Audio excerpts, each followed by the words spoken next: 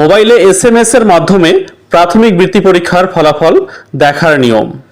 এর জন্য আপনি আপনার মোবাইল থেকে এসএমএস অপশনে চলে আসবেন। আপনাকে এসএমএস পাঠাতে হবে 16222 এই নাম্বারে। এবার মেসেজ অপশনে এসে লিখে দিবেন ডিপিই, লিখে একটা স্পেস দিবেন।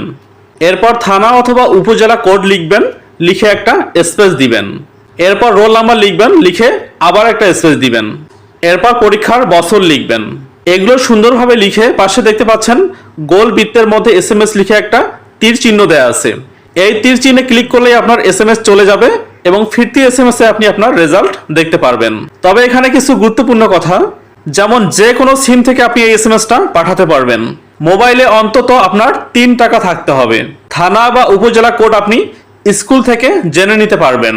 আর একটা গুরুত্বপূর্ণ বিষয় হচ্ছে শুধুমাত্র রেজাল্ট পাবলিশ হলেই এই এসএমএসটা কাজ করবে।